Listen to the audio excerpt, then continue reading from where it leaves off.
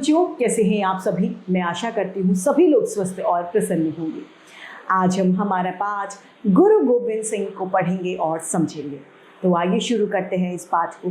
ये है पाठ 19, गुरु गोविंद सिंह। मध्यकालीन भारत में स्वतंत्रता, आत्मसम्मान और लोक रक्षा के लिए सतत संघर्ष करने वाले अग्रण्य यानी आगे रहने वाले महापुरुषों में गुरु गोविंद सिंह जी का नाम उल्लेखनीय है। उन्होंने स्वयं बड़े से बड़े बलिदान दिया। अपने प्राण प्रिय यानी प्राणों से भी ज्यादा चार बेटों को स्वतंत्रता की बलिवेदी पर चढ़ा दिया और आजीवन विपत्तियों से लड़ते रहे। इतना ही नहीं, अपनी निर्भीकता यानी बिना डरे और शौर्य की संजीवनी से लाखों व्यक्तियों को अनुप्राणित भी किया। गुरु गोविंद सिंह केवल वीर योद्धा नहीं थे, वे उच्च कोटि के संत, महात्मा, कवि तथा विद्याप्रेमी भी थे। फारसी में लिखा जरफनामा तथा दशम ग्रंथ में संग्रहित उनकी ब्रजभाषा की रचनाएं साहित्य की अमूल्य निधि यानी दौलत है, खजाना है। वे कवियों और विद्वानों का आदर करते थे और उन्हें पुरस्कृत भी करते थे। वे नेता भी थे और अनुचर अर्थात सेवक भी थे, सेनानी भी थे और सिपाही भी थे। वीरता और निर्भीकता के साथ साथ कर्तव्य परायणता, नम्रता और शांति प्रियता के जो गुण गुरु जी के व्यक्तित्व में मिलते थे, उन सब का एक साथ एक ही व्यक्ति में मिलना इतिहास में कम ही देखा जा सकता है। यानी उनके अंदर सारे गुण कूट के भरे हुए थे। गुरु गोविंद सिंह सिखों के नवम गुरु तेग बहादुर के पुत्र थे। उनकी माता का नाम गुजरी था। उनका जन्म 22 दिसंबर सन 1666 में को पटना में हुआ था। पिता ने पुत्र का नाम गोविंद राय रखा। 5 वर्ष तक पटना में रहकर वे अपने पिता के पास पंजाब और अनंतपुर नामक जगह पर रहे। उनको शस्त्र और शास्त्र की अच्छी शिक्षा मिली। गोविंद राय तीर चलाने की कला में निपुण हो गए। वो बचपन से ही निडर और वीर थे तथा युद्ध संबंधी खेल उन्हें बहुत अच्छे लगते थे। सन 1675 में जब तेग बहादुर सम्राट औरंगजेब की धर्मांधता के कारण शहीद हुए, तब गोविंद राय केवल 9 वर्ष के थे। उनके हृदय पर पिता की हत्या का बहुत गहरा असर पड़ा, प्रभाव यानी असर। तभी से उनके मन में जर्जर यानी जीर्ण शीर्ण जो होते हैं, टूटे हुए हिंदू समाज को संगठित करने और अत्याचार के विरुद्ध मोर्चा लेने के विचार आने लगे। कालांतर में उन्होंने 1699 ईस्वी में बैसाखी के दिन खालसा पंथ का निर्माण किया। अपने उद्देश्य को अद्भुत शक्ति और चमत्कार के रूप में पूरा किया। इसी दिन गुरुजी ने 5 बलिदानी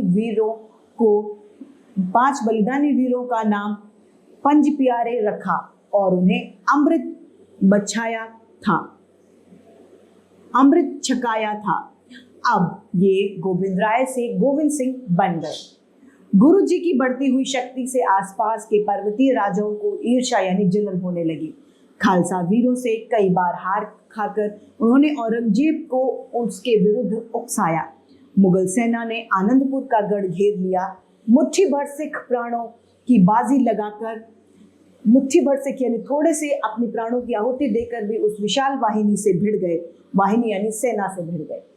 महीनों युद्ध चलता रहा। जब कभी खालसा सैनिक अकस्मात टूट पड़ते, मुगलों को छठी का दूध याद आ जाता, यानी उन्हें बहुत ज्यादा परेशानी होती। अंत में भोजन सामग्री घटने पर कुछ वीरों ने गुरु का गढ़ छोड़ देने का आग्रह किया। सबने क्या बोला कि गुरु आप चले जाइए, इस गढ़ को यानी किले को छोड़ दीजिए, ऐसी हमारी विनती है।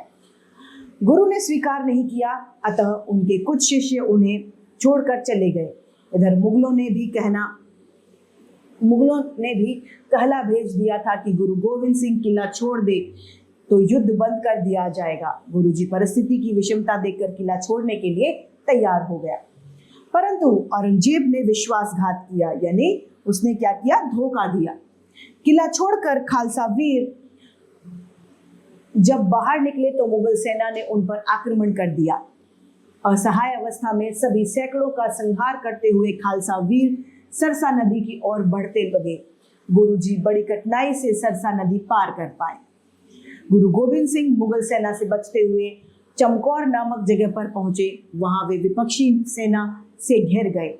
बड़े पराक्रम और शौर्य के साथ उन्होंने आत्मरक्षा की। उनके दो बड़े पुत्र सैकड़ों शत्रुओं का संहार करते हुए वीर गति को प्राप्त हो गए। शेष दो पुत्र सर हिंद के सूबेदार ने पकड़ लिए। जिंदा दीवार में वे चिनवा दिए गए। चमकौर जोड़कर गुरु और आगे बढ़े। गनी खां और नसीबा नाम के दो मुसलमान भक्तों ने मुगल सेना को चकमा देते हुए उन्हें सुरक्षित जगह पर पहुंचा दिया। अंत में गुरुजी खिरदारा के पास वन में रहने लगे। सरहिंद के नवाब वजीर खान ने जब इसका समाचार मिला तो उसने गुरु को पकड़ने के लिए विशाल सेना भेजी। उधर उन 40 सिखों की भीड़ 40 सिखों को बड़ी ग्लानि यानी अपने अंदर परेशान हुए, जो आनंदपुर में गुरुजी को छोड़कर चले गए थे।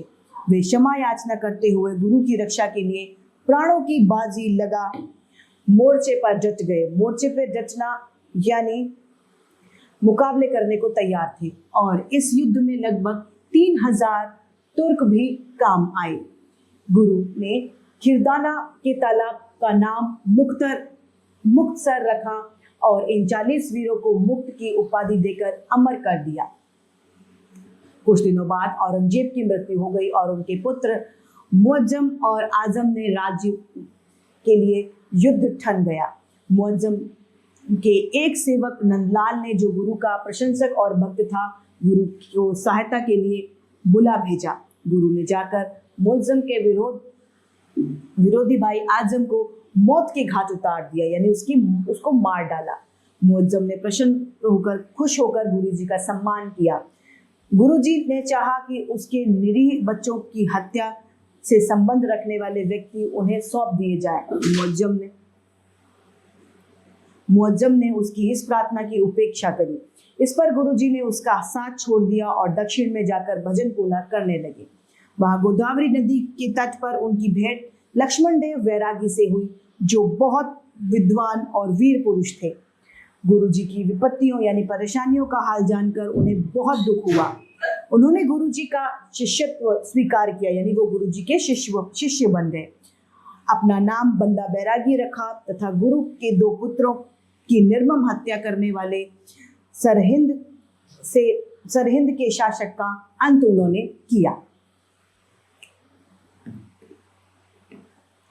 गुरुजी की मृत्यु के विषय में प्रचलित किंवदंतियों में सबसे विश्वसनीय यह है कि सरहिंद के नवाब ने विश्वासघात कर उनका अंत करने के लिए एक पठान को भेजा।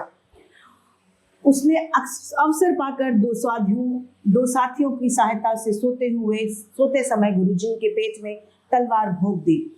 उन दिनों हत्यारों को गुरुजी और उनके शिष्यों ने तत्काल मौत के घाट उतार दिया था। गुरुजी के पेट में टांके लगाए, लेकिन कुछ दिनों बाद एक धनुष की परीक्षा करते समय जोर लगने पर टांके टूट गए। उनसे फिर बचाया न जा सका।